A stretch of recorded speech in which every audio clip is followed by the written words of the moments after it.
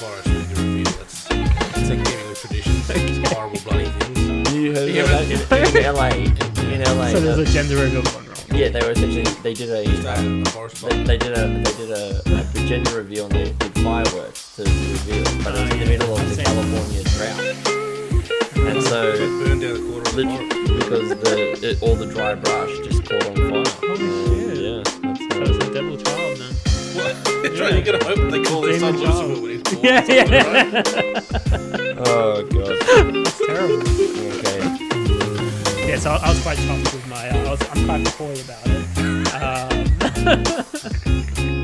It was. No, you're not. You're not being coy at all.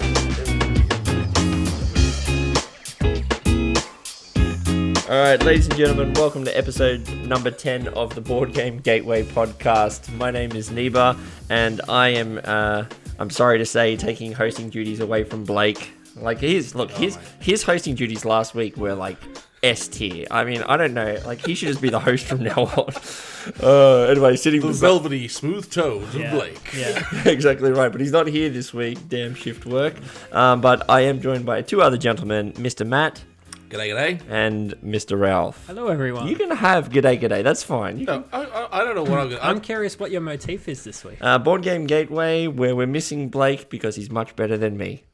That's a terrible fucking... All right, Blake, if you're out there. I already said we're missing Blake. We really miss Blake. We really miss him. that Richard Mercer impression did a number on all of us. Sorry, We've been getting fan I'll just mail go back for to my weeks. standard motif. Ready? Yeah. You want me to do the standard one? Yes, Board please. Game Gateway, your entryway into the world of board gaming, tabletop gaming, and fun times. He said the thing. There's no way that would fit on a t-shirt. I know. That's why hello is so genius, because it's just one word. Maybe does he have hello on the front and then just goodbye on the back? That's awesome. I want a shirt that says that. Hello, goodbye. Yeah. I don't even think it would say goodbye on the back. It literally would have the back of his head printed on the back of the shirt. Like he would have some meta joke that you're already looking at the back of him and there's another picture of his head. He's just got that kind of class. Or maybe it's like hello, but then a picture of his head on the back that says hello again. I don't know. We have way too much fun. At Blake's expense. Yeah, but that too. If you are joining us for the first time, the Board Game Gateway podcast is our little foray into this world of board gaming, where we aim to bring you a bit of a look into the entry point into gaming, as well as some of the harder games and stuff that we play. But there's a lot of fun to be had. If you're joining us for the first time, you can actually see our ugly mugs on YouTube. We're not that ugly. We're actually trying to record our... Well, I speak for myself. I'll take it. We're all a pretty good looking bunch, but you can check us out on YouTube as well. So if you want to go check out over there, you can also do that. I'm putting that at the start of the episode this time because I never actually mention our YouTube channel. We only ever mention like Facebook and stuff. But if you actually want to see this kind of the shenanigans, we've actually started trying to see how we go with that. Put us on the TV while you're cleaning the house. That's exactly. It's what we're doing this for, everyone. Yeah, and you can see all the shenanigans, and we'll probably tag it with the Hide the trash. The pre-show chocolate. Hide that away. But it's going to be a fun time tonight. But we always like to start each of these episodes. We are a board gaming podcast, obviously, so we like to have a chat about what it is that we've been playing over the past week. Matt, I'm going to start with you because Ralph hasn't written anything down. He's refused to tell us about it, so we're gonna end with. I get the feeling Ralph's section's going to go on for a bit as well. He said he had a pretty big weekend. I always go on for a while. That's all right, but we'll start with you, Matt, because I think ours were pretty similar this weekend. Yeah, so I purchased a couple of games. Actually, only last week. They came really quickly. The first batch came really quickly. Anyway, I bought 5 Minute Marvel, which is a little card game aimed more at the younger crowd, I suppose, but it can be played by any ages. And I bought it with the intention of teaching my 8-year-old son and daughter. We played a couple of games of that. Anthony came along on Saturday and played a game as well, which was good fun. Yeah. It's a pretty fast-moving game. It literally plays in 5 minutes. You're just building a little bit of a deck to beat a standard boss. You just got to match symbols and it's a cooperative game, so everyone plays on the same time, dealing out their cards to defeat the next henchman until we finally get to the last boss. But you've got to beat everyone within the space of 5 minutes.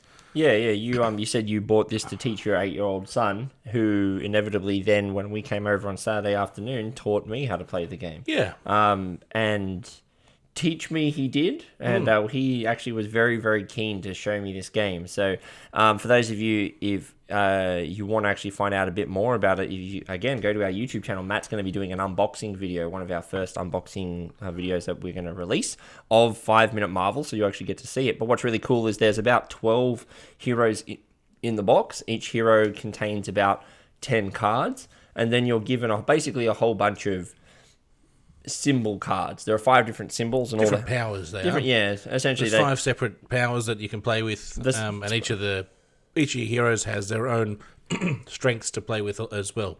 Yeah, So and they it's have special basically powers it's that, defeat. There's henchmen, there's villains and goons, yeah, and superheroes or super hired villains. goons. Yeah, and so the way that the game works is it's pretty much each henchman is a matching game. So you have a hand of, depending on either how many players you have, 4 cards, 3 cards, or 6 cards if it's a 2-player game.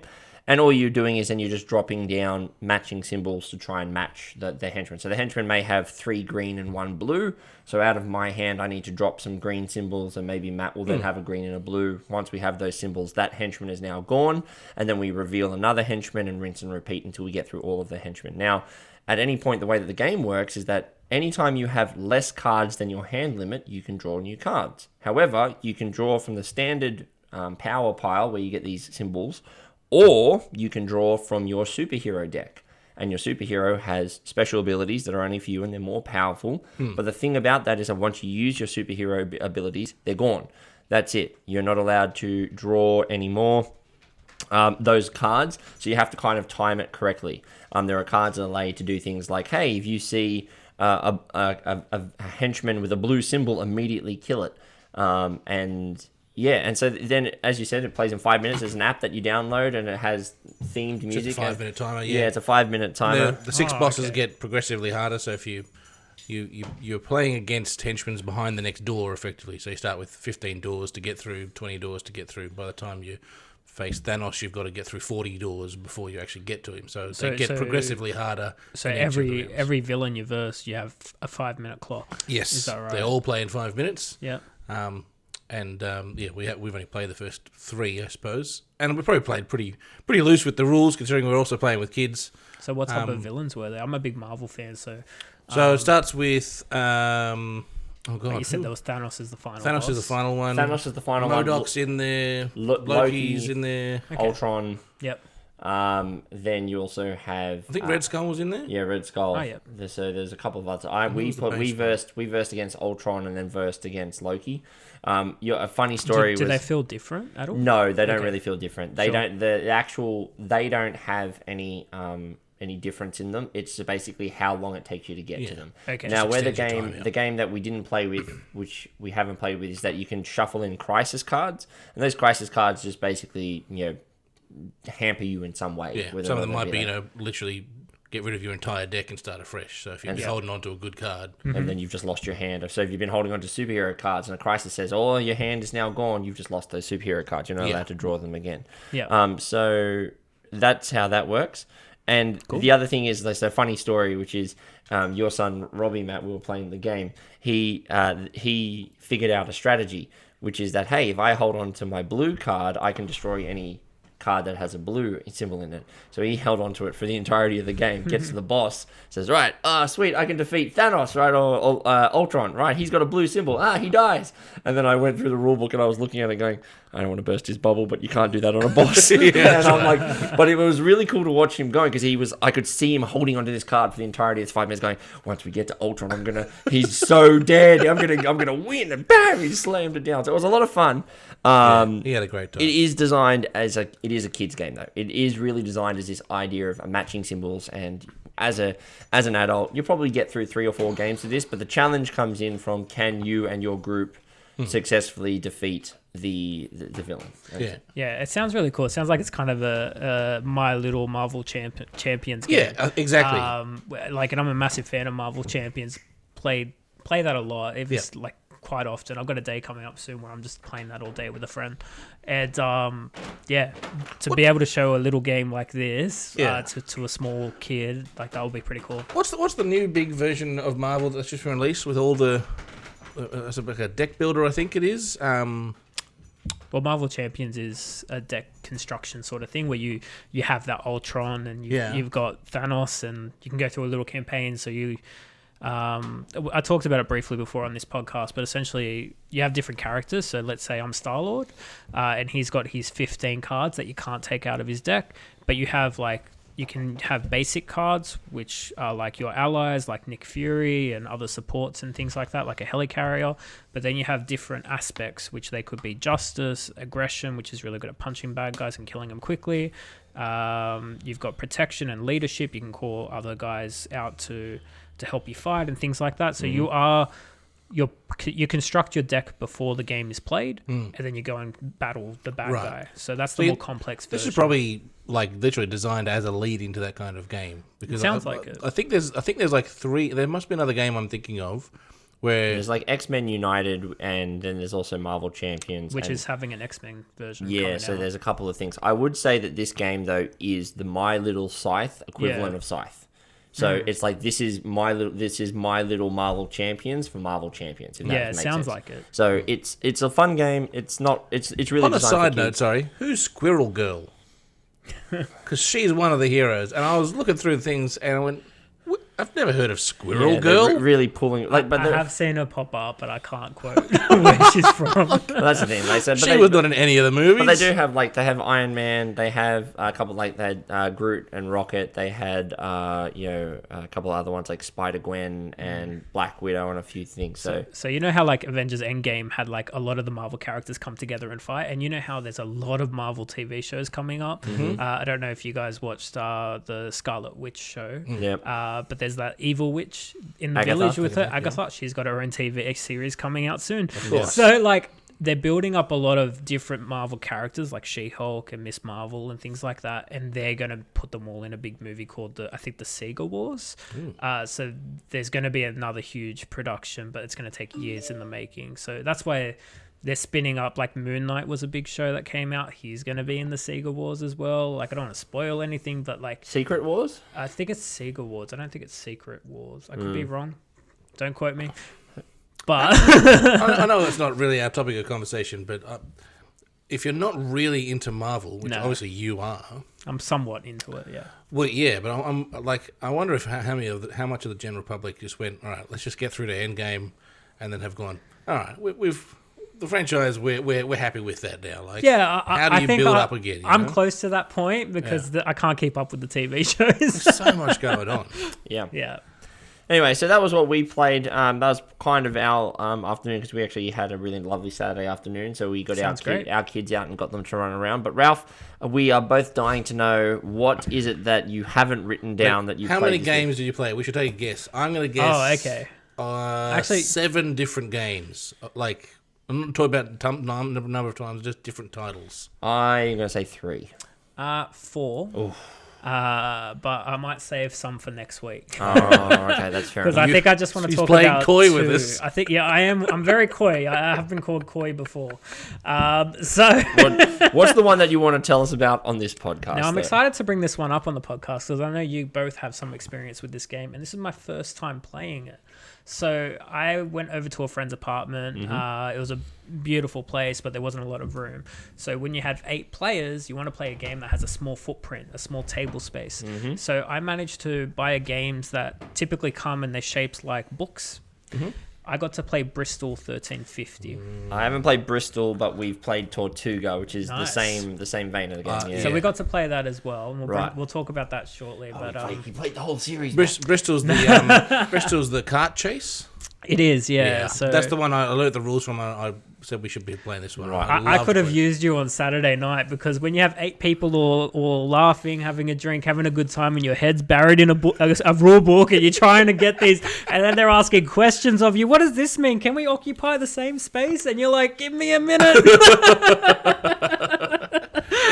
Look, we haven't played that one, but when I've gone through the rules, I've gone, oh yeah, this would be great fun to play with a good group of people. I'll tell you what, it was a lot of fun. Tell us about it. So I actually don't know anything about it. I know the name of it. I know it's one of the book series ones. It looks like.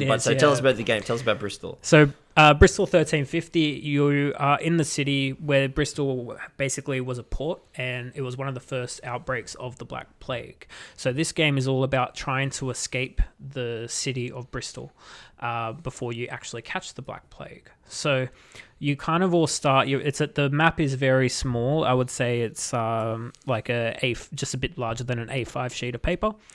It is a nice looking mouse mat on the table, and I believe the game's fully waterproof too, if that's your thing. Yeah. That's a new selling. I really want to. It is. Selling. Well, Tortuga is.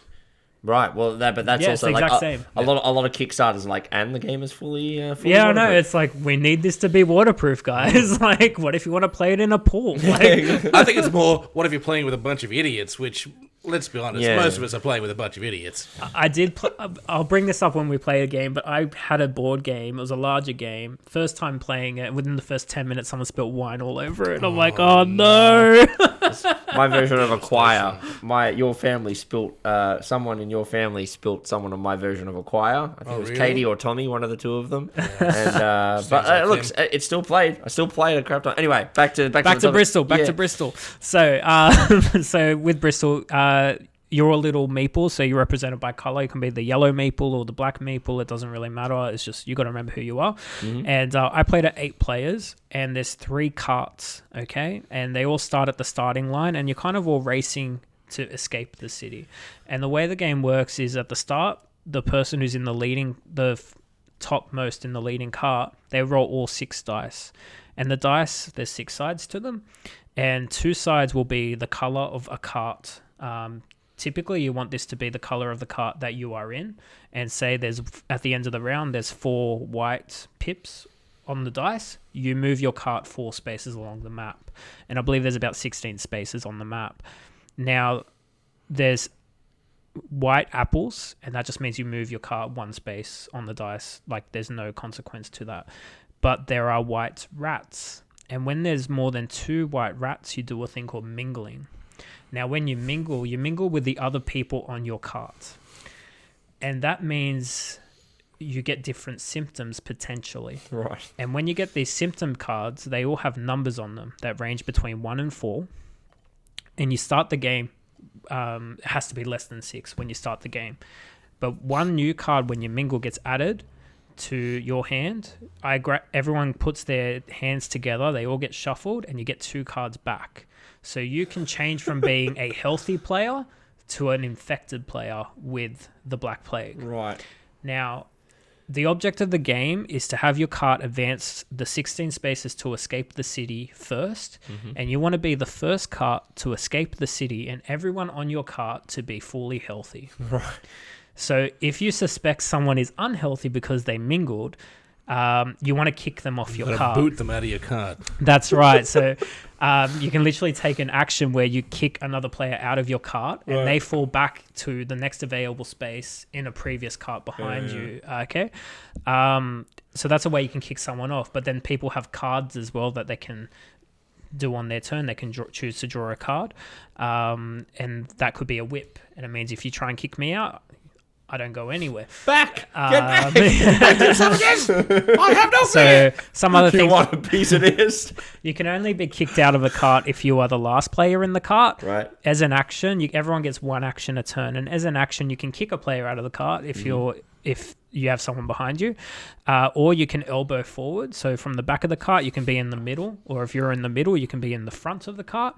Or if you're at the front of a cart, you can run.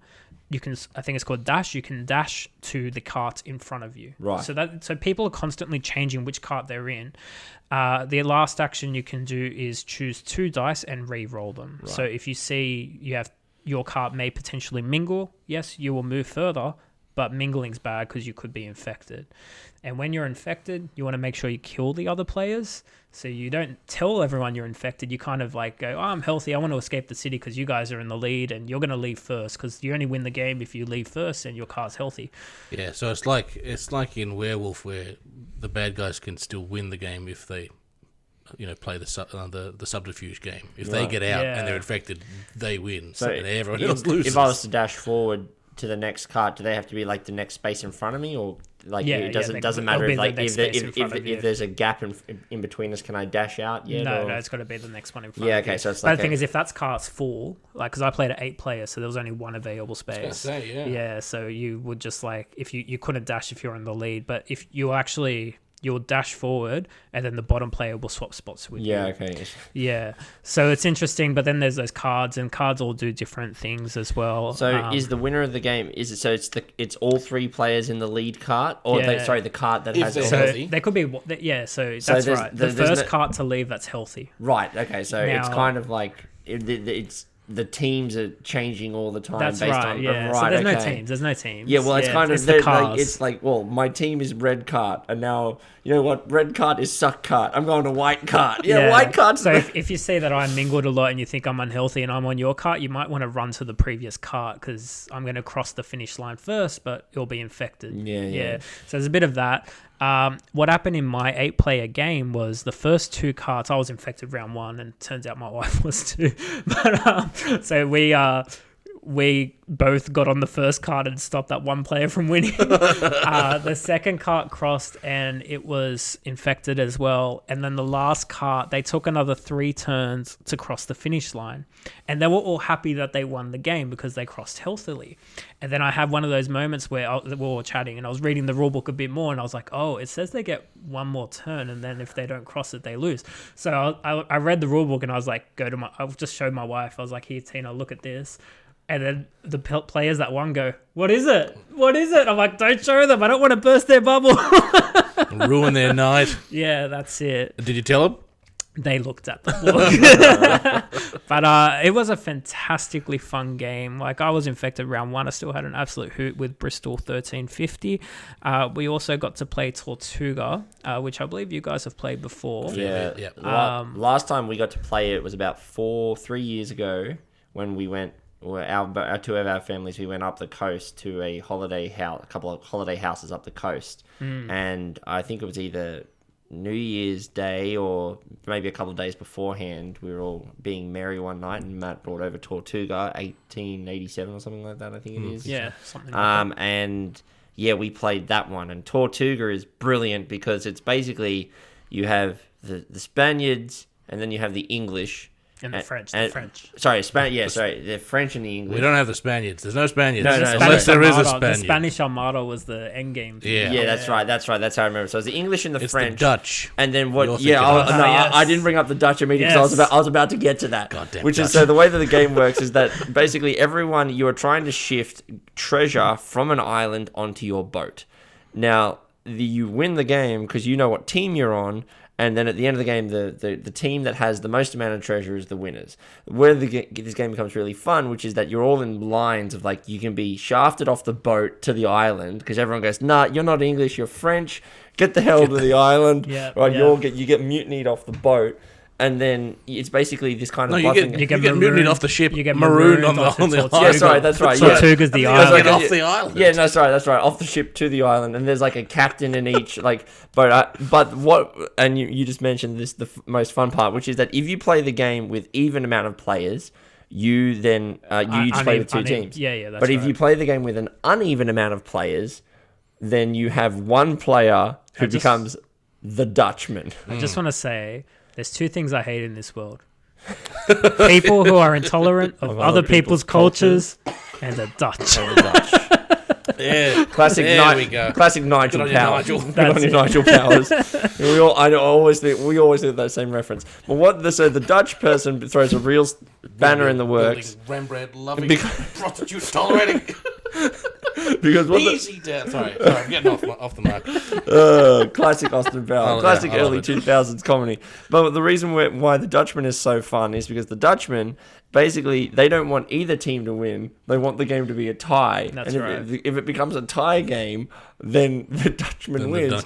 So the game, especially when you have it on even, becomes even better because you're like, is he on the The French, worst bit about the game or is is when he you get Dutch? a shuffle of allegiances. Oh yeah, oh that's right. And Yeah. you've that's all got to put your fun. flags in, and the Dutch is in there. And you're like, oh god, not even, I might become the Dutchman, and that completely changes the game. Yeah, and so that was a really fun game as well. So you said you guys played it on the weekend as well? Yeah, we did. So we played that game, and what's interesting, I played Tortuga a few months before with the same group, and it was okay. I think we were a bit more drunk, and there was 9 of us, and it wasn't that great a hit. But we played it again, and people liked it.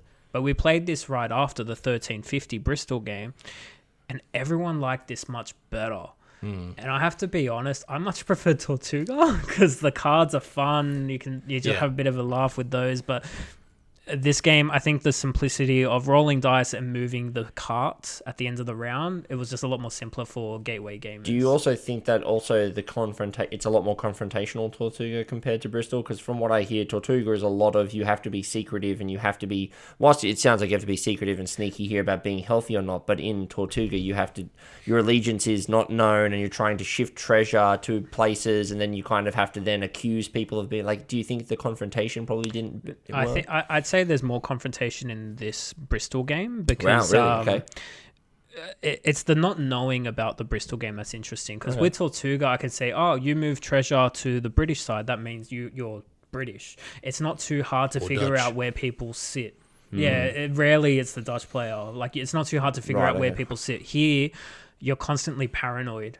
Because people can mingle and still end up healthy. There's that paranoia that sets in with Bristol, which is quite cool. Because there's 4 games in the series. Yeah. So Salem, I've got all 4 of them. Salem I haven't played, but it looks more complex. Salem is pretty complex, and Deadwood it's a different game. Deadwood's a gunslinger game based around poker as well. Awesome. From what I've read in the rules, very different play styles as well. Obviously, the book design and the actual design of the games themselves is very compact, and they all play like they all look really, really neat. They've also, I think they did. They're all designed to look like they fit in a bookcase. Isn't that correct? So they're very good looking. Yeah, games. you can put this on a shelf in a library and it will just stay there. No one will take it off because it looks like a book. It looks like an old book. Yeah. And then they also did a game called Trophies as well, which is a bit more trivia, Pictionary kind of ish kind of game. I'm trying to remember how to play that one off the top of my head now. It's a little tin game basically, a little sardine tin style game. Peppermint game or whatever they're called. Yeah. The mint games. Mint game. Yeah. Cool. But all of those, like that series, Tortuga's gotten a lot of play since I first bought it, and that was the reason I bought the other 3 because they've only got them and they're all the same style. Let's just I tell you what, the collector in me just is telling me to buy them all. Yeah. Oh, that's awesome. Yeah, so it was a good night. Fantastic. All right. Well, from that, we're going to move away from our what we've been playing, and we're going to go to a segment now. It's a follow-up from our episode 8 board game draft, which is that we mentioned that we put a post up on our Facebook page, and we did. And the reason what we're doing the results now, not last week, is because we recorded episode 9 before we put the post up. So now that we have the post up, what we decided we would do is we were going to go through the post first, and we are then going to go through and have a look at some of the comments, and then I'm going to reveal to you, gentlemen, who won and how many votes everyone got. So I have to say, though, before we start going through our comments, we really need to thank our community because they came out in droves and have helped us with one of the most engaging posts and things that we've ever done. A lot of really good banter, a lot of really good comments. We have had nearly 50 votes in total across 2 different posts. I also need to give a big shout out to the Board Game Barbecue community because we posted over there on the Board Game Barbecue podcast community and they came out and they voted for it. They voted as well. So we'll be amalgamating both of those 2. And so we're going to go through some of the comments here. We are going to start with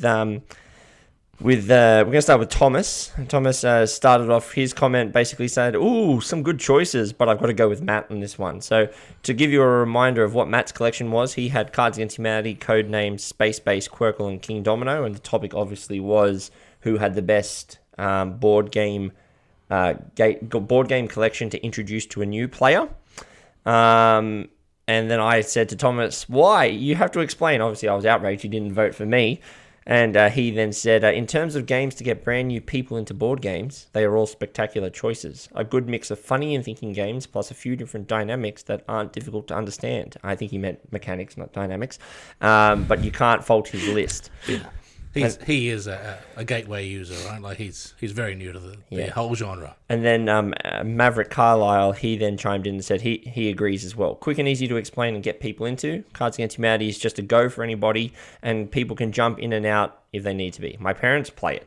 Codenames is another one on his list that just jumped out as a great intro game. You don't even have to explain it. Just sit and watch and you'll get it. So Matt got off to a flying start there, I think, with that choice. But then... coming out the gate strong. Yeah, coming out of the gate strong. But if we go down, I'll let Matt, if you want to read out the next comment. We'll keep going down the list. Do you want to read the next one? Nah.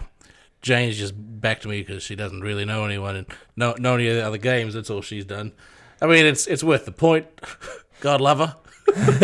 but she doesn't play the games either. So, it's a weak point, if that. But I'll take it. All right, well, do you want to... Well, if you're not going to read it out, Ralph, do you want to read it out what she said? No, don't read it. Yeah, so she says she's got to go with Matt, as she knows more of those games, but she doesn't know any other games. But Jane, I have to say thank you, because I got an honourable mention in your comment where you said, I'm a close second, and that you love Summonomia. Well, Jane, I could have used your vote. Yeah. So literally, the week before we recorded the podcast, Jane had played that at Mum and Dad's house. And, I mean, look, she's not a gamer. She's a bit of an introvert, my girl. And so usually when the games come out, she'll make an excuse to go home or sit and read or do something, right?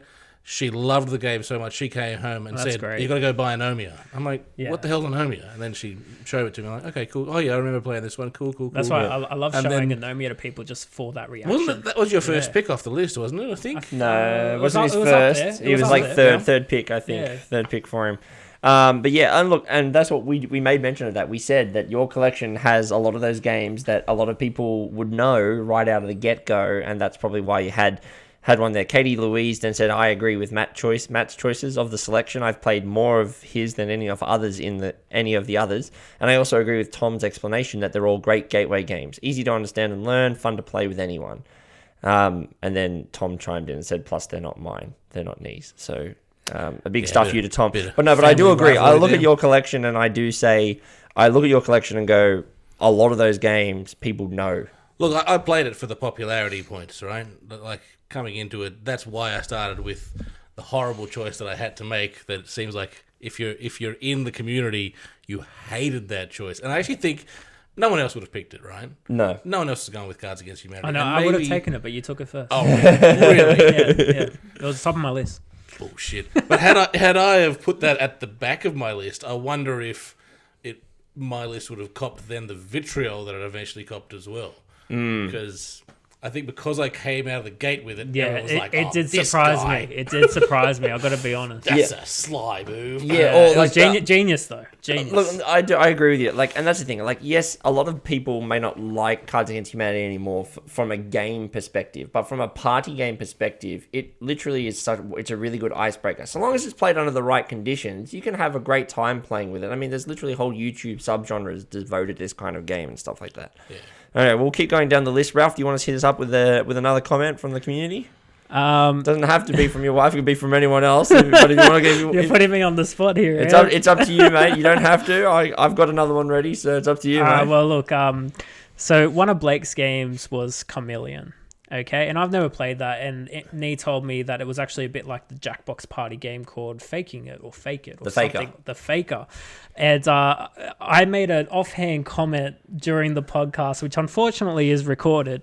As most podcasts are. Where I think I said like my wife plays Faking It all the time, just the rules are a bit different. And, absolutely hilarious. But by the way. It came out of nowhere, right? Yeah. We weren't in that frame of mind. No, and I do like to go a little bit left field at some times. So anyway, my wife kindly voted on the poll, and she then follows up with a comment where she says, I could be faking my vote. Who knows? Oh my God. I know. And then I commented, like, I feel like I shouldn't come home tonight. And she goes, thank the Lord, a night off from faking She it. it wasn't even the first burn; it was the second burn that came. we were. I remember, Ladies and gentlemen, it's been 2 weeks since we recorded this, or a week or so, and I haven't been home since. I have to admit though, like when we all read that, our group chat just exploded with laughter. We're like, oh, like it was her follow up. Tina was spot on. That's yeah, right. Just yeah. so good. Look, I love the woman, but I'm very scared. Yeah, rightfully so. Yeah.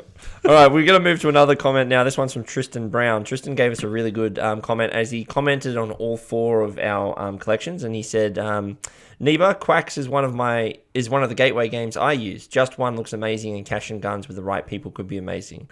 Blake, Ticket to Ride is the only classic gateway on this list. Galaxy Trucker and Can't Stop are both great games. Ralph, Blood on the Clock Tower is amazing, but I'd choose One Night Werewolf as a better gateway deduction game."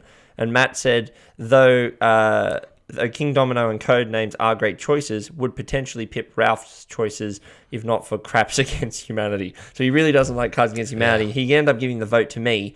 And then Ralph, you said, you haven't played. Yeah, we had a gentleman's discussion, and it was quite interesting. So thanks, Tristan, for participating in that. That was really good. It was really good. And look, he did say he likes Blood on the Clock Tower, because Tristan has actually said he's played it, but he was purely going off the gateway. Yeah, game that's right, 100%. And then we had Reece Shelley Jones got in there with Ralph with the easy dub. He got the easy dub there, and he said, "Thanks, Reece." He said, "Look, he owns 3 of the games, and he's only played 7 of the other 20 games, but he thought that those games were the best in his opinion." And then I want to give a quick shout out to a couple of people. First one is Valentin Cretan. Now, did you know that we are actually an international podcast now?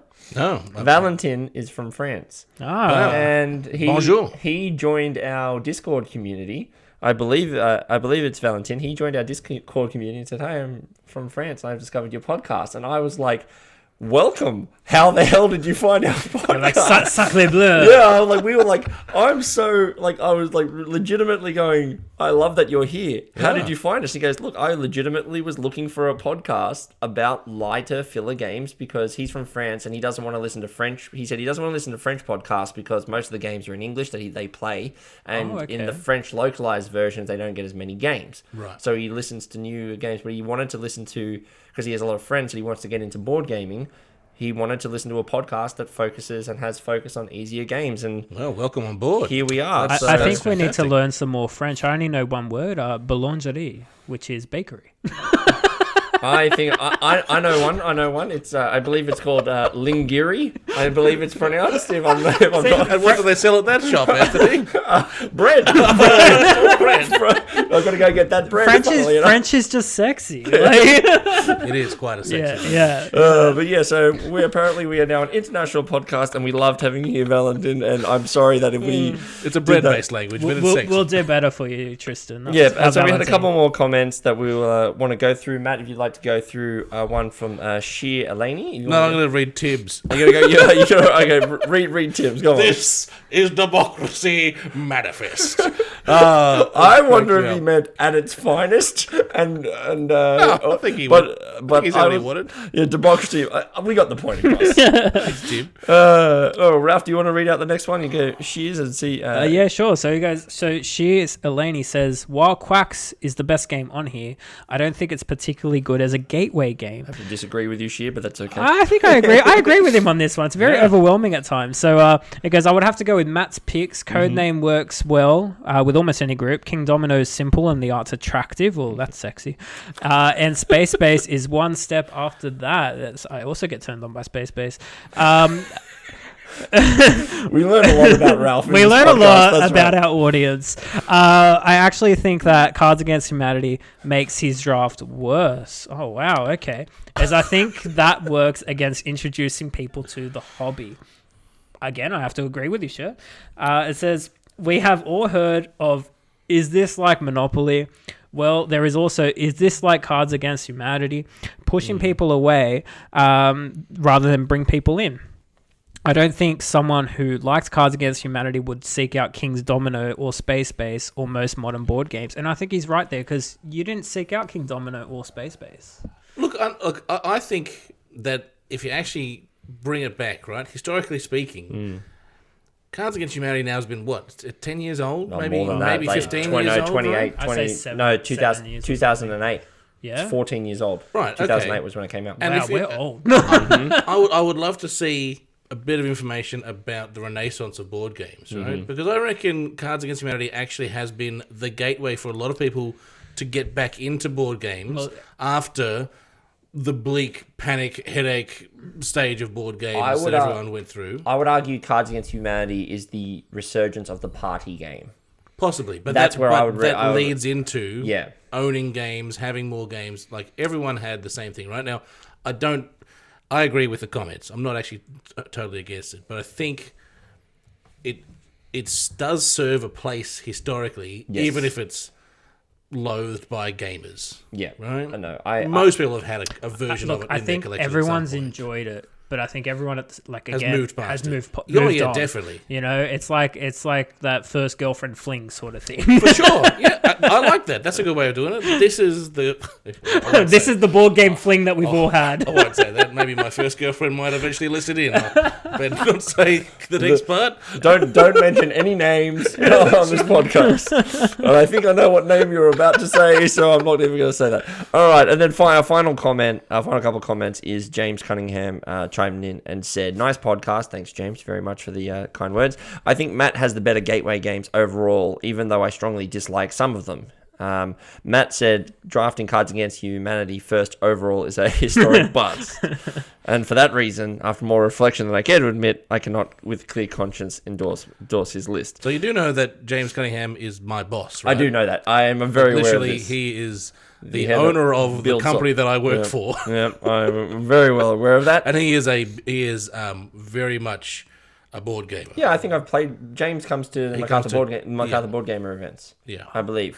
He does, yeah. I played a couple of games with him. Actually. Yeah, so that's the James. So thank you very much, James, for that as well. I agree. Look, I also and I understand why people don't like Cards Against Humanity. I get it too. I've had games where I'm just not having fun, but I've also had nights, especially not that far ago, maybe like even 5 years ago, where we had 5 players in the right mood with a bit of alcohol on it, and it was hilarious, right? Yeah. Now, the fun from the game comes with new cards and new variants, but once you've played them, then the shock is out of it. I agree. Yeah. And our final comment is Maddie Glynn said, "Hey guys, where's Monopoly?" Because she just has to push people's buttons. She just has to push our buttons. But I think we should maybe go from last to first and list what games people had as well. Okay. Just to round up the poll. All right. So I can tell you I have the results here in front of me. And we posted in a couple of places, so it wasn't just our Board Game Gateway page.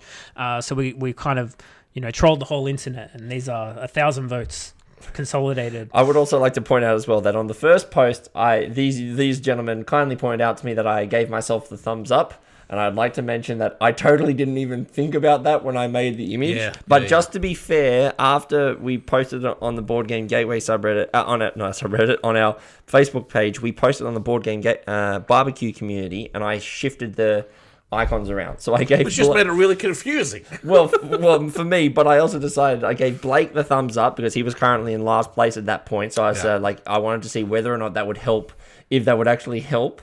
And I shifted it so that whoever were in last place, I gave the ones that had the first place, and we swapped them all around. So I can reveal that starting in last place with a total of, so we had about how many votes? Nearly upwards of, I didn't actually do the sum total here. No, there's about 50 odd votes. So in last place of the 4 of us, we have Blake. He had a total of 5 votes, and Blake's surprising.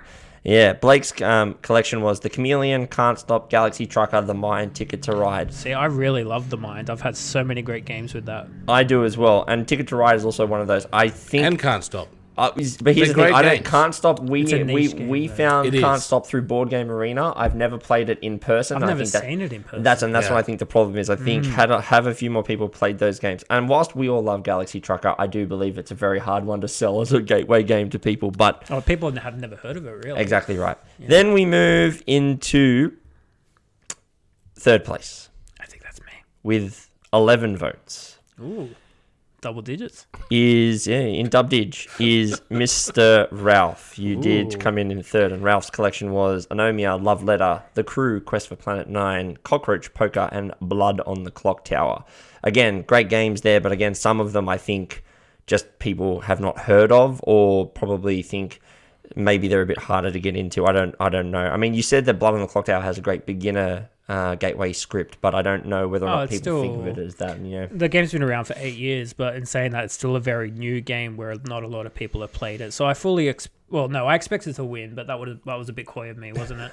So, I'm surprised. I thought I was going to finish last in that one. So, double digits. I'm happy with that. And then keeping on with the double digits, we now move up to 13 votes. So you're only 2 votes from behind him. With Mr. Matt came second.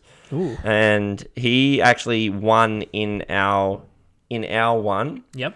And obviously then I came first with 18 votes.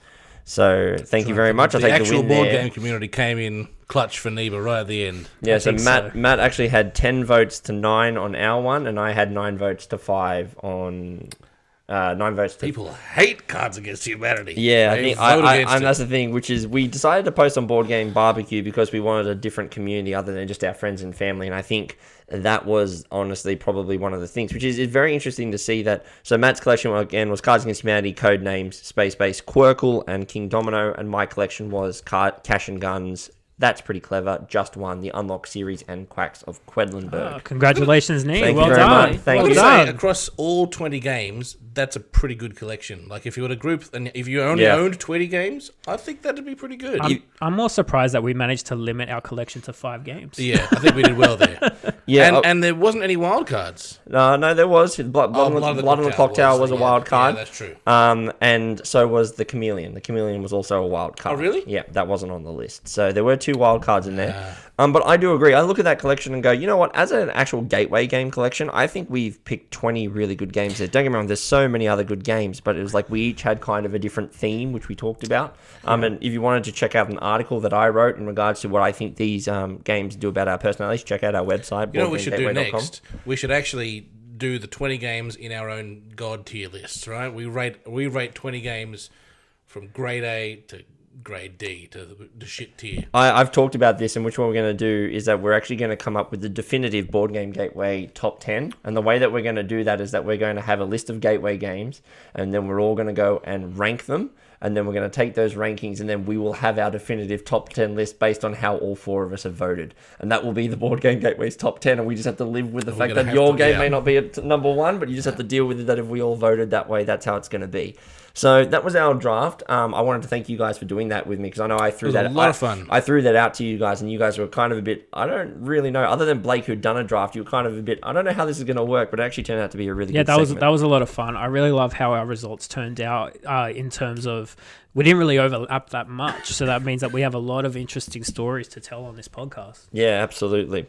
So we're going to now move into our final 2 segments of the night, which is going to be our Board Game Gateway of the night, which is Pictomania by Vlada Chitali. Is that how...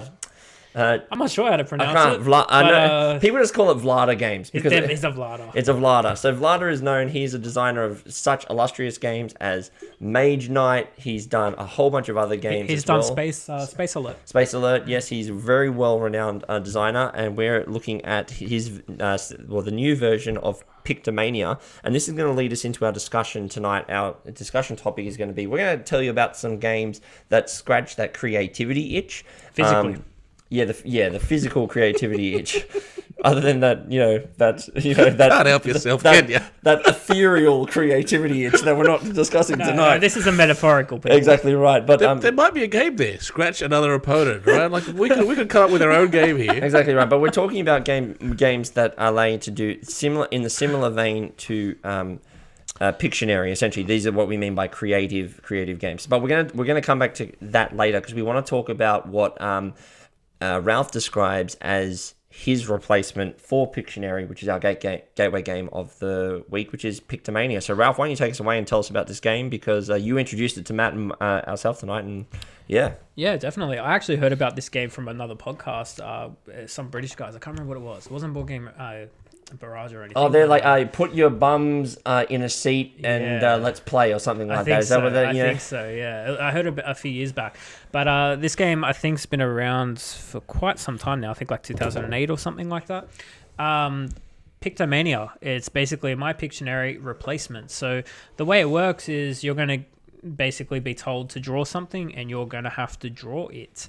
Now, the way it's different from Pictionary is when you get told to draw something, you're going to draft these 2 random cards and they're going to be coordinates. So they're going to be like C7 or like B2, that sort of thing.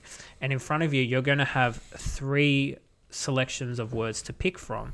So in the A slot, you might have a word like submarine, raft, steamboat. So if you get C3, that would relate to steamboat being the 3rd word on the C level card. So there's 3 cards and each card has 7 words on it.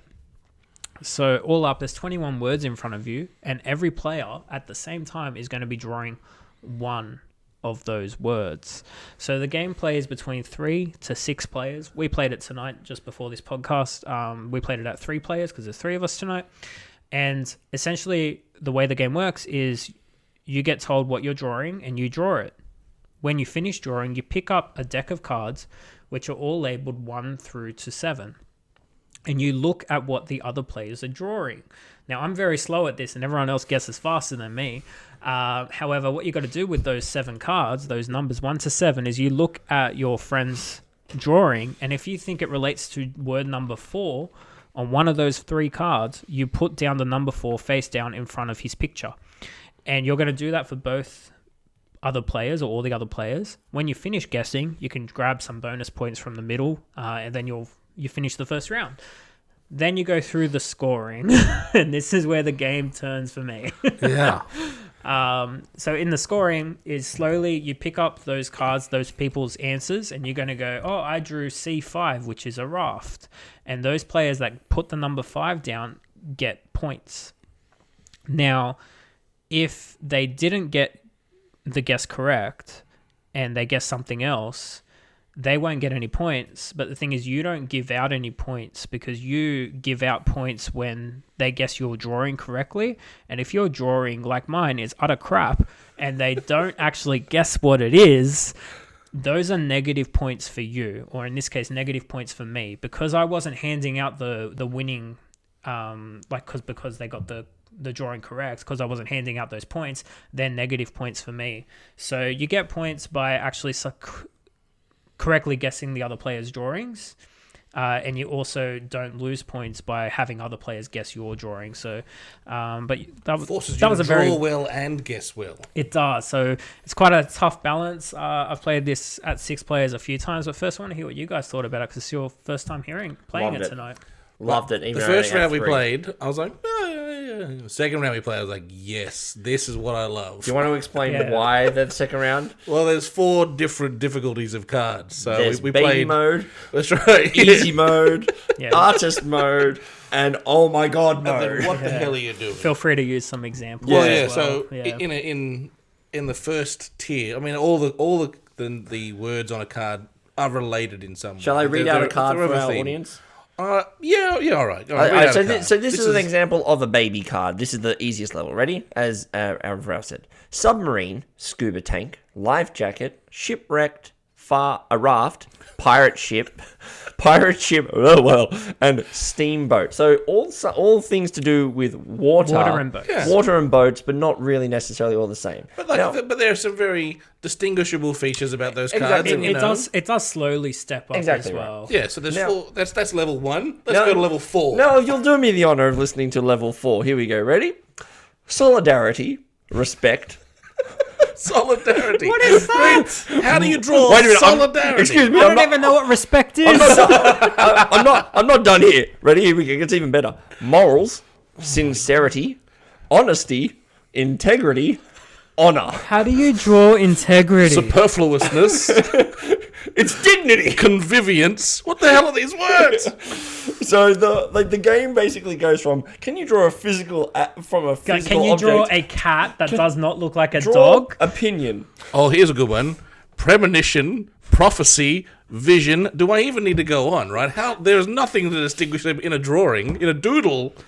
Yeah, Exactly so right. the thing is in this game, right? So you have to draw that thing, but you can only guess once you complete your drawing as well. So when I haven't actually played it before tonight in terms of the harder cards, but in the harder cards, you spend more time when you're drawing and less time guessing because those negative points really add up throughout the round. So the game plays over 4 rounds and then you add up all your score and that's the end of the game. So the game plays really quickly. Oh yeah, we played 2 games in less than 25 minutes. Like it was really quick. Yeah. Look, the fact that when you were explaining it and explaining the scoring, that at first I was like, that doesn't make any sense. Why the hell are there points in the middle, which you can just pick up for finishing first and then giving out extra points? But in that harder round, it made a lot of sense. Yeah, because that made you, because you only can pick up the bonus in the middle when you finish your drawing and finish guessing. Yeah. And when you play with more and more people and everyone's like physically leaning over the table and putting those guesses in front of you. I would love to play this in the hard version At with 6 players. Yeah. It would be insane, but it would be a lot of fun. I think as well that you mentioned as well that after round 2, so as you said, it's 4-round game for 2, 3, and 4.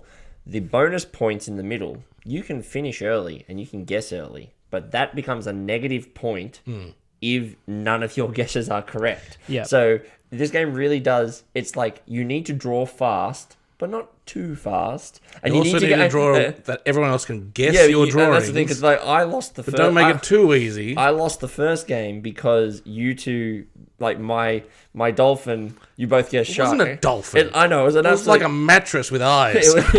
It was complete rubbish, right? So, but you want people to guess your drawing. So that's why I love this game, because in some other games you're like, I just need one person to guess it.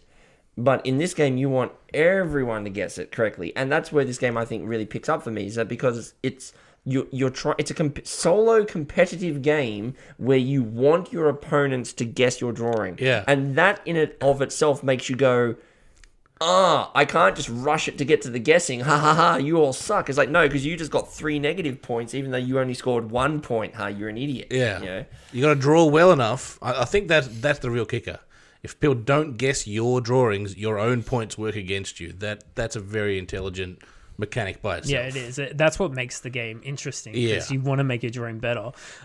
What I find really cool is you can play this with almost anyone, like little kids all the way to adults, because like level 1, I think, is things like light, street light bulb, Aladdin's lamp.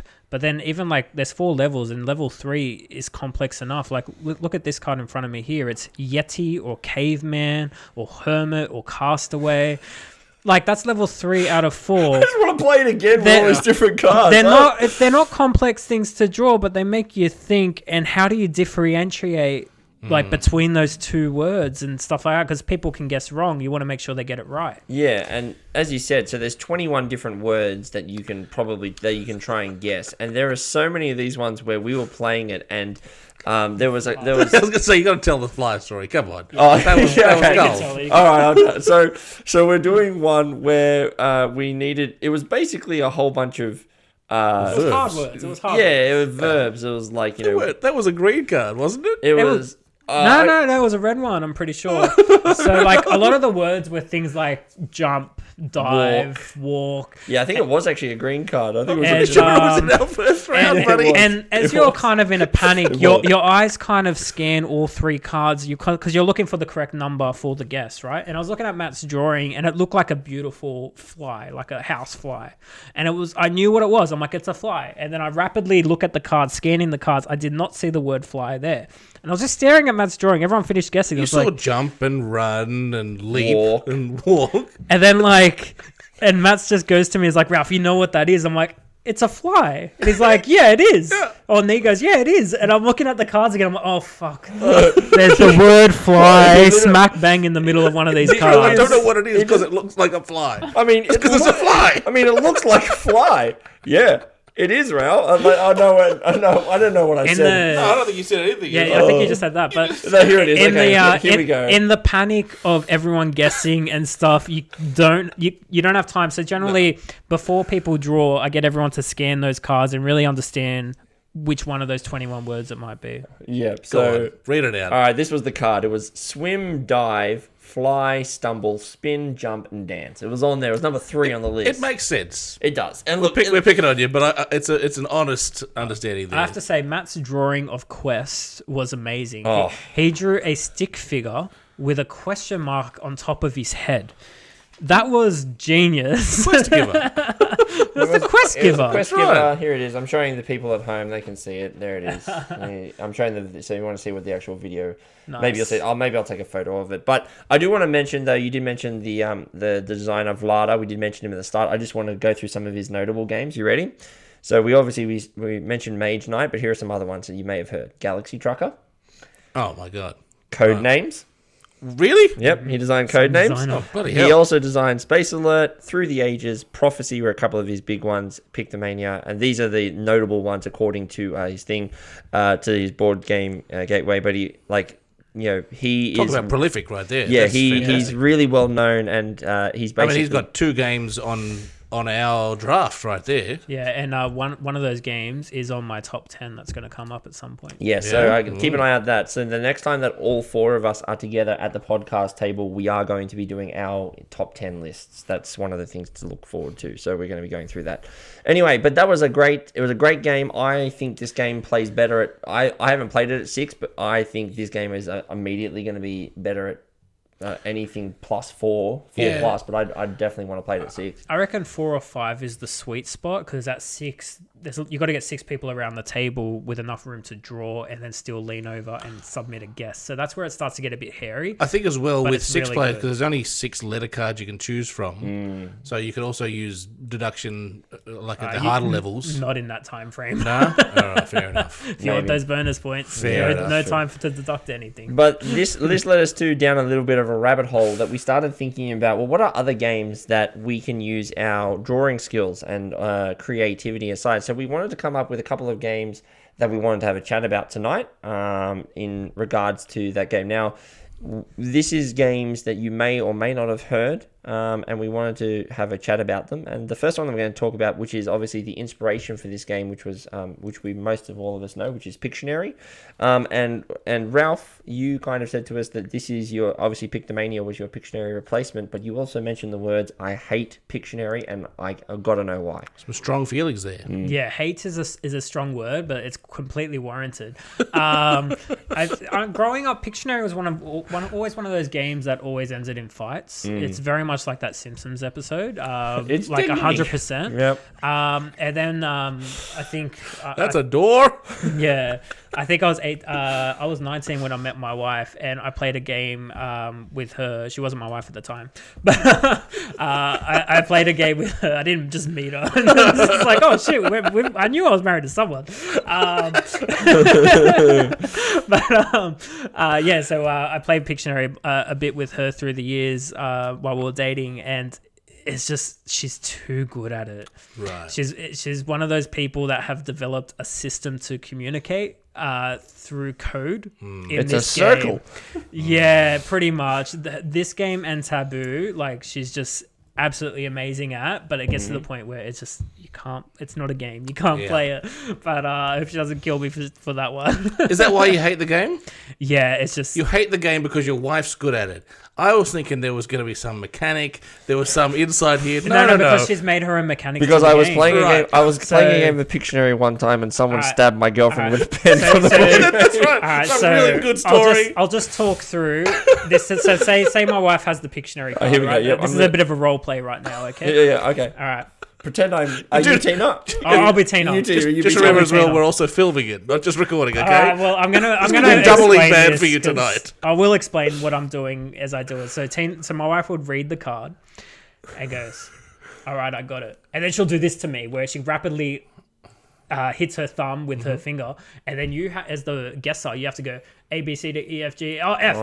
It's F. Cool. Let's do it. And then she'll start drawing the word. That's the picture of whatever it is. That's not starts with allowed. F. That's not Pictionary. And then say. That's not charades. Say she draws something that doesn't start with an F. So say she draws.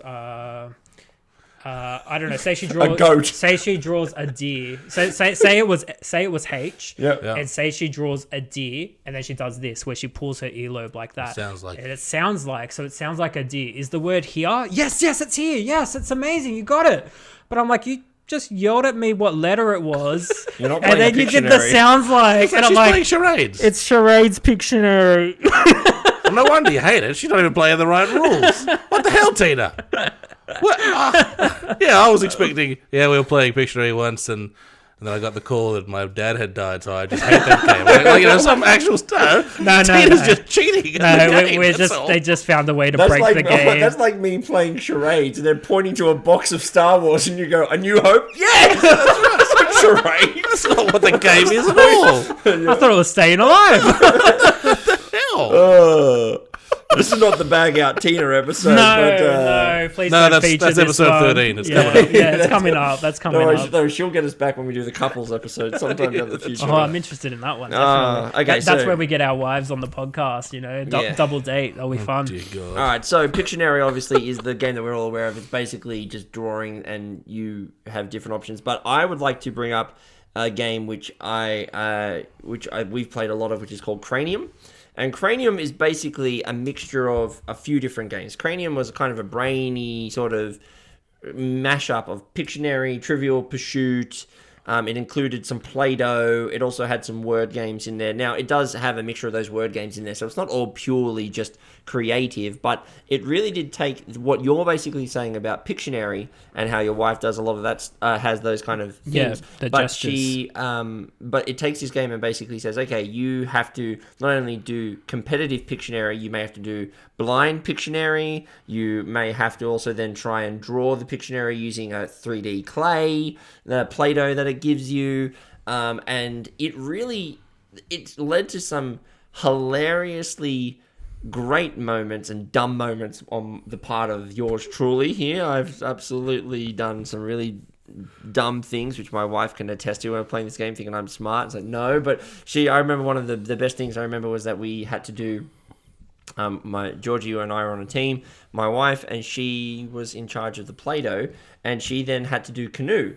And the 3D canoe that she did was perfect, right? She made a little raft and it had a little stick. Banana, didn't you? No, I thought it was like a pea sack. Oh yeah, pea pod. No, yeah, I'm joking. I actually got canoe, but it was completely better. But it's much better than when it's my turn and I have to start drawing a person. So I start rolling a little sausage to make a little stick figure man, and I'm like, I'm completely bad at this. I have no idea what the hell I'm doing. The sculpting one's good, yeah. Yeah, the sculpting one is good. But Matt, you've played a lot of Cranium. It's your family pretty much. I owned it, I think, and we used to always play it with you guys as well. These are the type of games that my family have played forever. So the Pictionary category, where it's not as much thinking, it's guessing what other people are doing. That's the kind of games that my family loves to play. So Cranium fell into that for sure. Like there's the other elements in Cranium are where you've got to define a word. Someone will give you a word and you've got to give the definition to it. So we like word games. There's also one where in the drawing category you've got to be blindfolded to draw. In the Pictionary category. It's called a Senso sketch. Yeah. Nice. That sounds cool. So, like there's been some crazy things that have come out of that, obviously, with people drawing off the pad, for instance, and onto the table. What's the other? And then there's the charades category as well. Yes, but one of them in the charades category is if you're playing in teams of more than two people, one person actually takes another person and uses them as a puppet. Nice. Yeah. So, and the other team member obviously has to guess with you moving someone else's limbs around, which, depending once again on the person you play with, sometimes it's really, really easy. And then you get people like my brother-in-law, who's an absolute legend, who just, he's a bit stiff. And he just doesn't bend in certain ways, and you get someone who wants him to bend in certain ways, and it's hilarious watching them just manipulate him. Who cares what the answer is? One of my favorite shows growing up was Whose Line Is It Anyway? I love me some charades and stuff as well. It's just always a lot of fun. Yeah, that's a lot of fun. So Cranium does have a lot of those drawing elements in there, Matt. But you were about to say something? I was going to say, Telestrations is the other game that I really wanted to talk about in this category because I only came across this, I don't know, a month ago, I think. Oh, okay. I've owned it for about 7 years. Yeah? I bought it ages ago, but I played it with my family. But you want to give a rundown of what it is? We played it we played it with the family around the table a month ago. I'd never played it before. As I said earlier, Jane's not overly a gamer, but she fell in love with the game. It had some of the biggest belly laughs I have ever had. So in Telestrations, you get given a word or a phrase which you write down on your book, You then have to draw that on a page. You flip the page and give it to the player on your left. They look at the picture, have to describe it. They give that description to the player on their left, and it keeps going around until you end up back with your own booklet, and to see, Chinese Whisper style, what has ended up back in your lap. And but I don't know how it happened, but my dad ended up with a picture of, I think it was, somehow it got very risque, and it became a man looking up someone else's skirt, which was not the original word. And Dad, in his ultimate wisdom, described it as kneeless euphoria, because the woman had no knees and the man was happy, right? So imagine getting that phrase and going like, hard mode on Pictomania. Yeah, that's right. Draw kneeless euphoria for me. What the hell is that? So, those are the moments that I love about these games. So a lot of people may be listening to that, and as you said, Chinese Whispers, but drawing. But they may also realize that there's a digital version of this game that has basically come out and has become really popular over lockdown, which is a website called Gardic Phone. And basically, it's the exact same thing. Yeah. But a Gardic Phone basically takes the Telestrations board game, but then adds a whole bunch more different, modes. Like you can do the animator mode where you have to draw a frame and do that, or you can do the idea of Chinese Whispers, or you're just trying to there's a whole bunch of stuff. Yeah, or you can play it the exact same as Telestrations, which is what I did. I had about, I think, 8 of my cousins during lockdown a few years ago. We played this a lot. And what I love about Telestration style games is the running jokes that it makes in that same booklet. Oh, man, you see some funny running jokes. When you see it build, and you're like, where is this going to end up? And it's just hilarious, because you don't know where it's going. We're only playing with 7 players. You wouldn't think that there's that much deviation you could get from, I think one of them could be something like Apple. Yeah, that's right. I had one that was Teapot, and it came back as some horrible... I can't remember what it actually came back as, but by the time it got back to me, I was like... where did this go wrong? How did the drawings lead to this horrible imagery of something? It is also very funny in Gardic Phone and Telestrations when you go back through the book and you see where it went wrong. Yes, you're allowed to go. You go back and you can see someone saw a pig, but then they guessed it was the elephant from the Republican Party, so then they guessed Donald Trump. And then all of a sudden you went from a pig to Donald Trump, and you're like, what the hell happened there, right? It was like, and all this random stuff that can happen. But, so those are some of the fun... Ralph, did you want to say anything else about Gardic Phone before we move to the next one? No, that's okay. We can move on. Yeah, sweet. So we wanted just to go to the final 2 games of tonight, which is, these are all of our fun kind of... The games that we've talked about have all been like fun, drawing, silly games. But there is a game that we wanted to bring up, which is a drawing game, but actually involves a bit of the werewolf-ish, the spy mechanic. And this is called A Fake Artist Goes to New York. And so this is a really, really fun game where however many players you have, you are all artists. And you all know what we're drawing. But there is one player who's a fake artist, and they have no idea what we're drawing. Now, the way the game works is that we only have one sheet of paper, and I'm going to draw... The rule is I take my pen, and I can draw one line. And when my pen removes off the paper, I have to pass it to you. And then you draw another line. Oh, God. And then we go around the table. And then I would completely fail So you are this looking game. at everyone, and once it gets around the table and comes back to the original artist, everyone then has to stop, have a look at the thing, and then we all point to who we think is the fake artist based on what the line is. So you could do something as simple as a little circle. Yeah. But if that circle is in the wrong place, people are like, what the hell are you doing? Or you could do stuff as you could do a really big, you could go first and do big abstract and then pass it to someone and go, and then they are like, huh? But then they have to keep the They have to make going. it going, They have to right. keep it going, right? Yeah. This game's fantastic. I haven't played it in person. This was another one of our lockdown games. We just played it online. Yeah. Same 8 thing. of my cousins, exact same setup. It was beautiful. Yeah, that's the brilliant thing about this game in lockdown is that you can just there are a lot of people who quickly whipped up, web app games so you can go in and draw it. Ralph, though, what did you think about this? What do you think about this game? I love a hidden role game. And this one is it caught me by surprise because who would think physically the game really plays on a very small sheet of paper, much like these little cards I'm holding. And I loved it. Even when you're the imposter, just draw a line anywhere and someone will Hope for the know best. what you're doing. And I love talking a bit of smack. So when there's a hidden role game, it's like, I know what I'm doing, don't worry. And like, you really don't. And you're just kind of like making sure like they don't understand what you're doing, and you can make them the hidden role spy guy. I love framing people like that in board games. The reason why these games it's great. the reason why these games are such a good hit, I think, is because everyone can't be too obvious.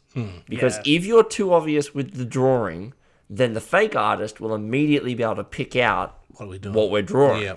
And if that's the case, then they can just get in there. So it's why games like Spyfall and Fake Artist really are like, I love them, is because everybody has to be kind of sus. Because you have to be coy. You have to be coy. That's our theme tonight, I think. You have to be coy. You have to be coy. Yeah, creatively coy, right?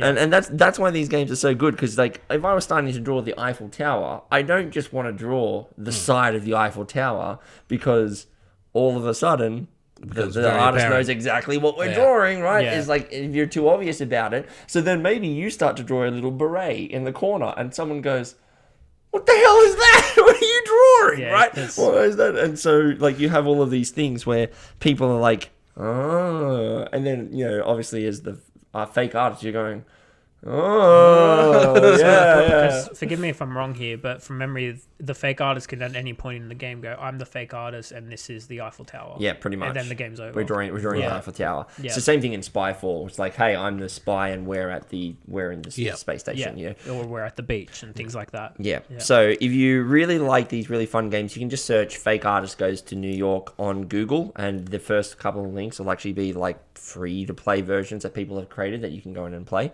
And Ralph, there's one final game here that you kind of wanted to bring up quickly before we round out the episode. Yeah, so it's not necessarily a drawing game, but we did mention charades, and this is kind of like Cranium a little bit, where this is charades but with Play-Doh.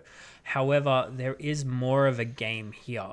So there's two teams. So this is actually just a little crappy game that I found at a Kmart or a Target. Like it really is like a one of those little $20, $30 games you can see at a market. Hey man, like that. Splendor is at Kmart now, mate. really? So, you know, it's like they're, you know, it's That's fine. actually, I haven't played that. There you go. So there we go. I'm learning new Gateway games on the Gateway podcast myself. Here we go. Fantastic. So what Rapid Dough is you divide into two teams, so say 2 versus 2 and things like that. And you all both teams start with the same amount of Play-Doh. It's not a lot, it's just the typical what you get in a Play-Doh tub. And you kind of get a word and you have to make that word of Play-Doh and your team has to guess it. There's different variants in it, but sometimes both teams are actually doing both the same word. Right. Anyway, so first team to guess it, they don't get a point. However, the team that loses a big chunk of their Play-Doh. Yeah, I can see where this is going. So that way, future rounds is harder for them. I love it. So it gets to a You've point got him in. where you have like... He's all in. I'm just picturing one, like my mum sitting there with a thimble full of Play-Doh and me with a stack of it. I'm in. I don't need to hear anymore. So yeah, there's a bit of variance in how the game plays, but that's essentially what it is. And the funniest thing, when someone guesses what you're making with this little fingernail worth of Play-Doh, it is so funny. And I've seen some ridiculous comebacks in this game.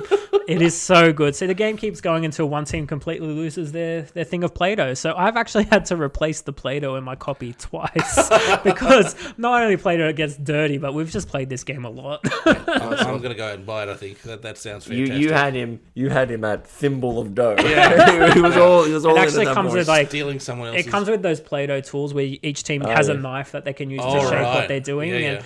And it also has like that when you lose Play-Doh, you don't just like grab a handful. Yeah. It has a little device that you use to like inject it in and out and things little like measuring cylinder that. of dough. Yeah, it's like a little beaker of dough. I love it. So it's really cool. So Rapid Dough is definitely a winner in my group. Yeah. That's a winner. And I haven't even played it. It's already a winner in mine as well. There are just some games where you just know you're gonna have a good time. I think that's it. So these were some of our creative games tonight. We obviously had Cranium, we had Pictomania, our gateway game of the week, Telestrations, and Fake Artist Goes to New York. Fake Artists, they're all relatively cheap, all relatively inexpensive, and hell, you could just play these games. You can play Fake Artist Goes to New York with just a pen and paper, and on there's a whole bunch of things for free. So if you're interested, go check them out. They are available now, and it'd be all that. And with that said, I think we've come to the end of episode 10, our double-digit episode. We're done and dusted. We're now in the dub-dig, guys. We're out of singles. Well We done. did it. We did it. Congratulations to us. You know, we've created. We're halfway to our first big milestone for the podcast now. So 10 episodes in. So, you know, as I said at the start, go check out our YouTube channel. Go check out our Facebook. Our website is www.boardgamegateway.com. Go and check that for the for all of the links. I won't tell you all of them because they're on our website. Ralph, do you have any other things that you want us to before we get out of here? Yeah, sure. So just want to give people a bit of a teaser for our next episode because it's an episode that I'm quite proud of. Like I'm quite excited to do. It's actually where we go through every genre of board game that's ever been made, and we sort of break it down for you as to what that means, like what is a deck builder, what is worker placement, things like that. And Matt, would you like to say what we called that episode? The board game genre reveal. That's a hard one to say. It is. Board Reveal. game genre reveal. Yeah, board game genre reveal. So look forward to that 30 one coming up. 30, it was, I think it turned at 30 board game genre / mechanics in less than 30 minutes, or your pizza is free. In less than 30 minutes. Yeah, it was. I'd like to hear that. It was about 30 to 35 minutes we were through it. We realized we're towards the end of the episode, and we're like, we realized we did like. It's gonna be a fun episode. I just realized what I'm about to say, but it's gonna be a fun episode. Yeah, definitely order a pizza when you're listening. Yeah, absolutely. It's been an hour and 10. I'm starting to get delirious now, but look out for that. That's going to be released in about 2 weeks' time. We're excited to record that one. Anything else from you, Matt? Are you all good? No, I'm good. Ralph? No, take us home. Oh, well, I am say- home. You guys take yourself We home. should Get out of say here. au revoir to our French listeners, that's Yes. for sure. Yeah, okay. Au revoir, bonjour, all that kind of stuff. Goodbye, hello from Mr. Blake, who's not here. We thank you very much for listening. We'll see you in episode 11. See you then. Bye-bye. Bye. Yeah, I realized what I was doing at the end there. I had to cut myself off.